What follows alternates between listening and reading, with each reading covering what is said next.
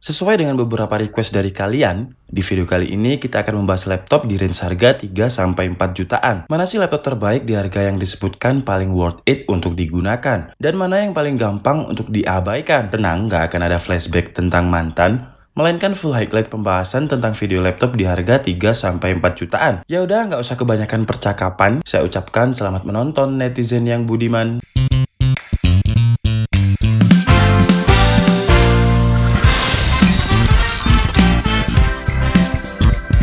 Hai guys, Handika di sini. Dan di video kali ini kita akan membahas laptop di range harga 3-4 jutaan yang menurut DKID adalah laptop terbaik sampai dengan bulan April 2019 ini. Video ini dibuat bertujuan agar kalian yang memiliki budget di antara 3-4 juta bisa memiliki referensi untuk akhirnya membeli laptop yang sesuai dengan kebutuhan kalian. Dan karena udah banyak banget dari beberapa kalian yang request untuk best laptop di harga 3-4 juta, saya minta maaf baru bisa bikin videonya hari ini. Dan untuk yang request antara 7-10 juta, sabar dulu, nanti pasti akan kita buatkan. Dan sebelum kita mulai videonya, seperti biasa, like dan juga share video ini ke teman-teman dan juga sosial media kalian. Dan yang terpenting, subscribe channel DKID sebagai bentuk support kalian kepada DKID. Karena subscribe-nya ini gratis, gak bayar sama sekali. Dan dengan subscribe kalian akan membuat saya lebih semangat untuk upload video hampir setiap hari. Oke, jadi sebenarnya untuk range laptop di harga 3-4 juta itu untuk menafsirkan atau untuk menggambarkan laptop apa yang akan kalian dapat. Kalau laptop baru ya, bukan laptop second, itu menurut saya gampang banget. Kalau di AMD kalian akan mendapatkan AMD E2 sampai AMD A9 di range harga 3-4 juta.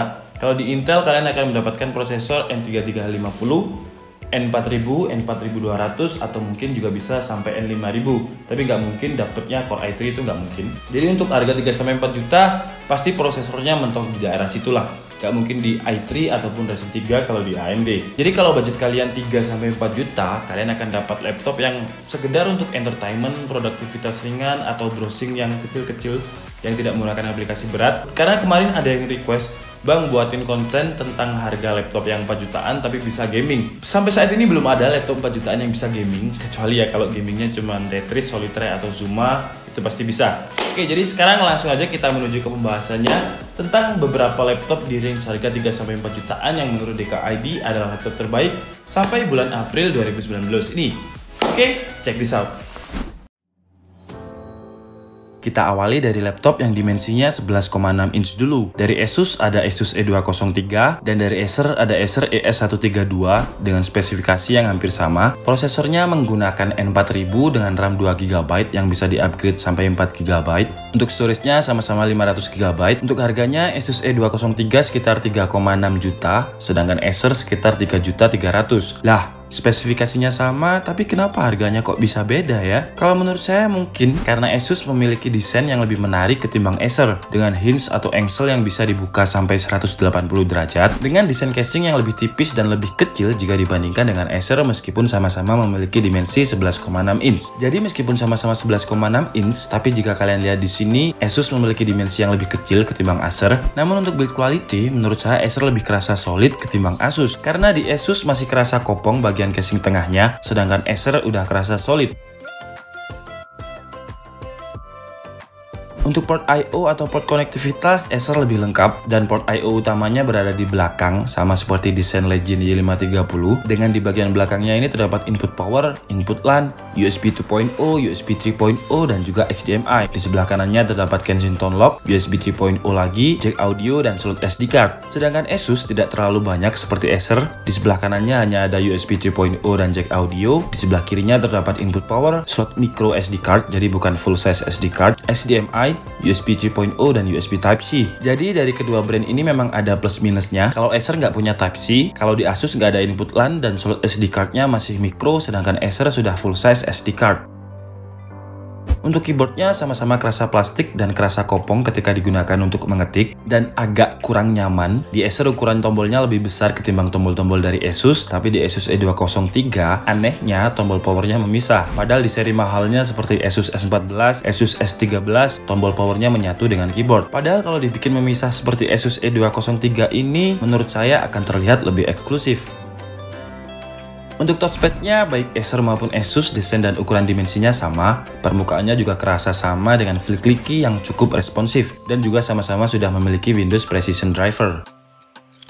Untuk layarnya sama-sama resolusi XD 1366x768 dengan 45% NTSC, ya standarnya laptop 3-4 jutaan. Untuk bezel, Asus terlihat lebih tipis dan Acer terlihat lebih bulky. Namun karena bulky-nya ini, casing layar dari Acer jadi kerasa lebih solid dan lebih kuat ketimbang Asus. Namun dari segi desain, Asus terlihat lebih modern ketimbang Acer. Lanjut ke yang 14 inch, ada Asus 407MA dan juga Lenovo 130. Kalau kalian ngerasa banyak banget laptop 4 jutaan yang nggak dibahas di sini, sebenarnya saya udah pernah membahas laptop 4 jutaan lainnya yang bisa kalian cek videonya di link di pojok kanan atas. Karena video ini adalah video updatean untuk laptop 4 jutaan yang belum sempat saya bahas. Untuk Asus 407MA mungkin banyak dari kalian yang udah tahu, tapi untuk Lenovo 130 ini mungkin hanya beberapa karena ini adalah produk baru dari Lenovo setelah 330. Tapi saya udah confirm ke pihak Lenovo, kenapa bikin namanya kok 130 bukan 340? Karena kan Lenovo harusnya Lenovo 300, 310, 320, 330 dan harusnya yang ini 340. Tapi kok malah sekarang Lenovo 130. Dan kata pihak Lenovo memang ini produk baru tapi casingnya masih lebih bagus Lenovo 330. Jadi ini adalah versi murahnya Lenovo 330 dan ada beberapa SKU untuk Lenovo 130 ini. Ada 11,6 inch yang sudah menggunakan SSD NVMe yang sudah direview sama Om Deddy dari Jakarta Review. Ada juga Intel Celeron N4000, ada juga SKU AMD A4 yang akan kita bahas kali ini.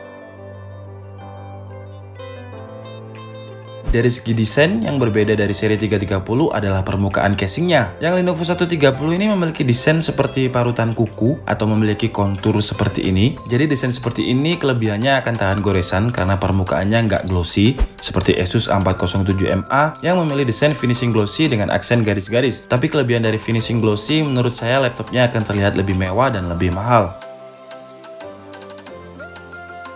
Untuk spesifikasi utamanya, Lenovo 130S ini memiliki prosesor AMD A4 9125 dengan APU Radeon R3, 4GB RAM dengan harddisk 1TB. Sedangkan Asus A407MA prosesornya N4000 dengan 4GB RAM, harddisknya 1TB. Untuk harganya, Lenovo berada di harga 3.800.000 dan untuk Asus 4.300.000. Selisihnya memang lumayan, dan untuk bagus mana antara AMD A4 9125 versus N4000, saya mengambil data dari cpubenchmark.com dan dari data website tersebut, A4 9125 lebih baik dari N4000. A4 memiliki base clock 2,2 GHz dengan turbo boost sampai 2,5 GHz. Sedangkan N4000 base clocknya 1,1 GHz, tapi boost clocknya lebih tinggi yaitu 2,6 GHz. Sekarang muncul pertanyaan, kalau dari segi prosesor AMD A4 lebih bagus, kenapa Asus dengan N4000-nya malah lebih mahal? Kalau menurut saya, secara desain Asus A407MA terlihat lebih futuristik dengan Nano Edge display atau bezeless. Kemudian Asus A407MA juga memiliki sensor fingerprint di bagian touchpadnya. Dan dari segi portabilitas, Asus juga terlihat lebih slim, lebih ringan, dan minimalis ketimbang Lenovo 130.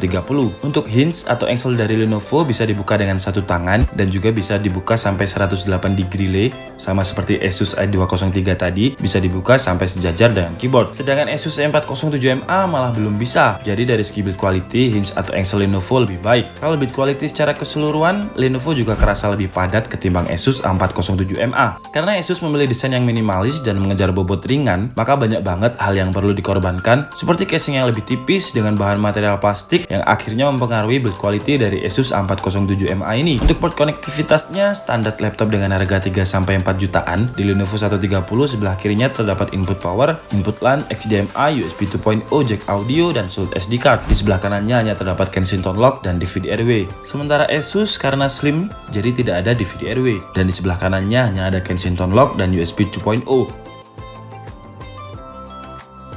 Keyboard dari Asus A407 kerasa lebih kopong dan kurang nyaman jika dibandingkan dengan Lenovo 130.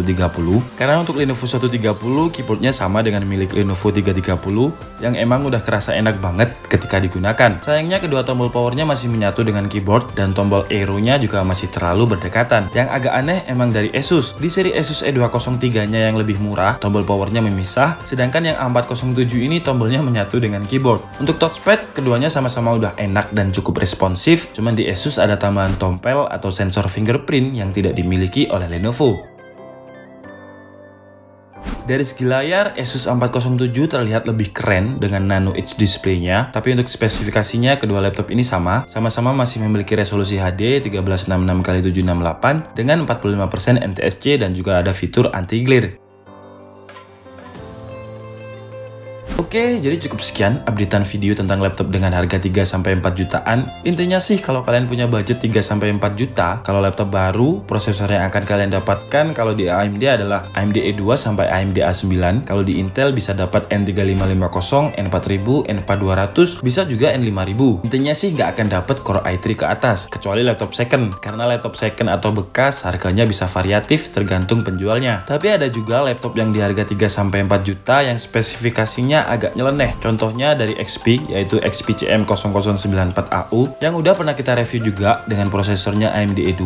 Keunggulannya adalah keyboardnya dia udah backlit seperti laptop 8 jutaan. Ada juga Zyrek yang menggunakan bahan all metal dengan layar Full HD yang harganya di bawah 4 juta yang juga udah pernah kita review. Dan untuk Zyrek ini ada sedikit masalah di unit yang pernah saya review. Jadi dia kalau ditekan huruf A dan huruf Z dia akan ngeslip sendiri. Sementara ini saya bingung mau serviskan kemana karena untuk Zyrek service centernya di Malang belum ada. Dan terakhir adalah laptop dari Avitalibre yang menurut saya adalah laptop terbaik di harga 4 jutaan. Karena selain premium dengan bahan all metal, Avitalibre juga sudah menggunakan SSD M.2 SATA dengan layar yang spesifikasinya nggak akan kalian temukan di laptop harga 4 jutaan. Karena bukan hanya Full HD seperti Zyrek, tapi Avitalibre juga sudah memiliki 72% NTSC yang berarti sekitar 100% sRGB. Untuk laptop yang saya sebutkan dan agak nyeleneh ini nggak akan saya bahas lagi karena saya juga udah pernah membahasnya. Jika kalian minat untuk menonton video ini, linknya nanti akan saya taruh di deskripsi. Dan maaf kalau di video ini nggak akan ada tes performa, karena ya prosesor N4000 dan AMD A4 ya gitu-gitu aja performanya. Dan laptop di range harga segini hanya bisa digunakan untuk entertainment, produktivitas ringan, browsing, database, dan aplikasi ringan lain. Untuk Cinebench rata-rata akan memperoleh skor benchmark antara 100 sampai 150-an CB.